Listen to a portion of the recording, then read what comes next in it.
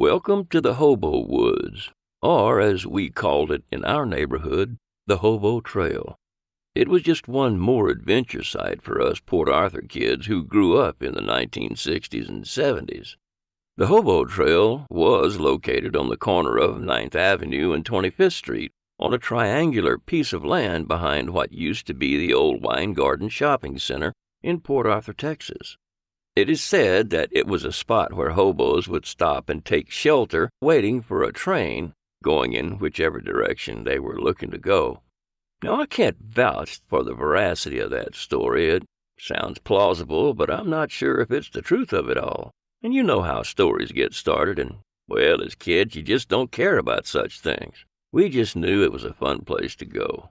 And I don't know about you, but I know my friends and I had plenty of fun riding our bicycles along those trails. Then more than once we would find ourselves in situations that could have been a bit of a problem. Thankfully, we survived without permanent injuries or any kind of an embarrassing situation.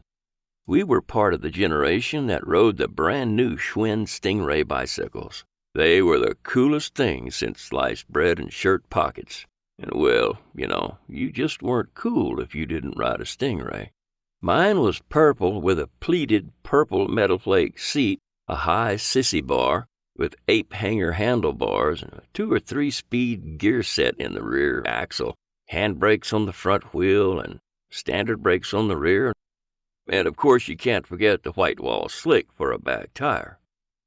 Ours was part of the post-World War II generation that enjoyed the prosperity and the innocence of the 60s. I say that because we never had to worry about someone grabbing us up or trying to hurt us. The thought never crossed our minds any more than it crossed the minds of our parents. We had heard them say, "Go out and play." And we did. We did so on our bicycles. We rode our bikes everywhere. They were our mode of transportation, whether we were going to the store for our parents or to a neighbor's house or taking a trip across town. I truly believe more times than not our parents had no idea where we were. Well, one of those trips I filed away in the back of my mind was to the Hobo Trail.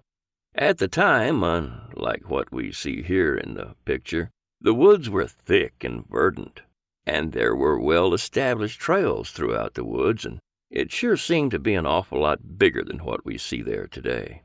Of course, that's not the case, but anyway, being the daredevils we were, we challenged ourselves by riding down those trails, up and down hills, around blind corners and curves, as fast as we could.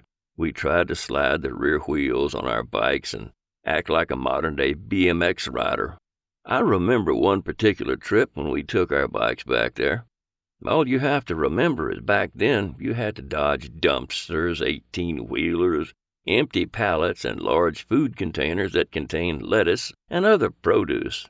Something else you'd have to consider is that our bicycles had 3 speeds. At least most of the time they did. One was standing still with the kickstand down. The other was flat out, riding as fast as we could. We all know that regular speed is not where the fun was. And as it happens, that's not where the accidents took place either.